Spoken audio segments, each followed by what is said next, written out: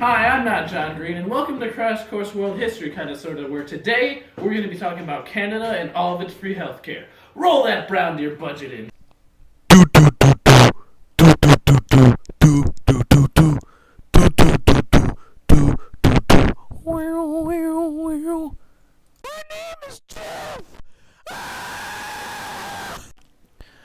We're going to switch hosts here, but Hunter decided to not show up, so I had to rewrite the entire script because, I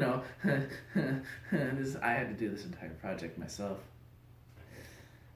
Anyway, so before the Europeans arrived, the Canadian people indigenous to the region were actually very diverse, with names like the Inuit, the Metis, and the Milk Drinkers. Okay, not that last one, that's just a Skyrim reference, but nobody gets that anyway. So anyway, because they weren't actually that important to Canada's history, we're just going to go ahead and skip past that. And in the 15th century, the Europeans arrived, and the British and the French were scrambling for territory. It was great, let me tell you. It's like America, but in the north. Anyway, the biggest colony to come out of this was New France, which was later absorbed into the UK due to the French's continued inability to win wars. The 7 Years' War, to be exact. Seriously, they're really not good. Anyway, let's go to the Think Sphere. So after Canada became the property of the UK, Canada, which was known as the province of Quebec, was split in two, Upper and Lower Canada. Upper Canada's laws were largely British in order to appease the British loyalists. Lower Canada appeased just about everybody else. They then unified in 1841 to become known as the Province of Canada. Then in 1867, this province merged with the colonies of New Brunswick and Nova Scotia to become a self-governing entity known as Canada. Now, expansion continued up to the acquiring of Newfoundland and Labrador in 1941, but enough about land. Let's get to politics. Before that, let's go to the unlocked note. Ow. Unlocked note to John Green. But first, let's see what's on the not-so-secret ledge today. It's a boat.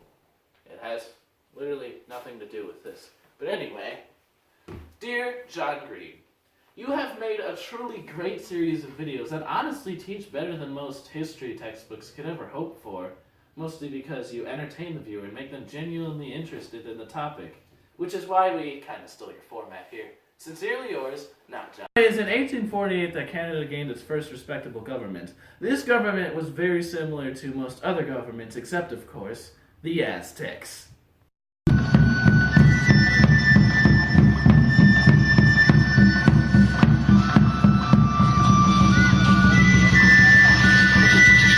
To change its policies on Canada all the way up till 1982, when Canada was given its sovereignty. Yay, Canada!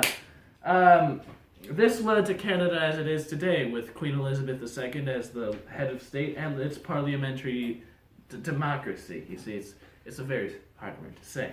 However, let's get on to the people of Canada. Canadian culture early on was mostly influenced, obviously, by the British and with the French bread and the tea and what. However, as time went on, it became more and more Americanized, just like pretty much everything else.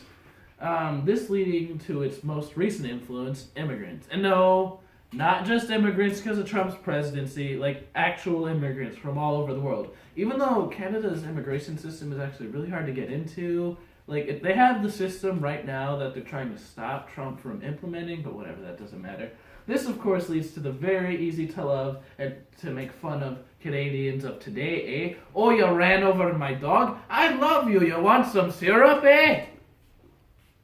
So one has to wonder if Canada would be the way it is today if it wasn't for its strange upbringing, because it truly did emerge in a way different from most of. I mean, what other countries started out as random pieces of land owned by different countries that united and still stayed loyal to their people back home half a world away? Canada had a very low chance of even existing today because of how many other pieces of territory just ended up being absorbed into something else. Where other efforts to gain land failed, Canada succeeded to become the wonderful land of funny accents, syrup drinkers, and free healthcare that we know today. And if I'm wrong about any of that, then I probably look like an idiot. But hey, that doesn't matter. We are not John Green. The cameraman is not John Green. The person in the background is not John Green, and I am not John Green. And I will probably never see you again. Bye-bye! We ain't done with you yet. We going to the bloopers. So, this is the whole cast list. We got me as not John Green. We got my buddy Laura, the camera woman. And then there's her. She kind of helped. She was mostly just here. So yeah, this was the thing. Britain continued to change its policies on Canada all the way up until 1982, when I heard that record button. Miss Camera Lady, let me demonstrate to you. Video's got this little pause button right here. And then you record it back again in the future. I'm trying to do a gang sign. Oh, it's cool, gal. Alright, you got that? So the pause button is right here. And then you record and it's in a different place. You got it, Dad? I got it.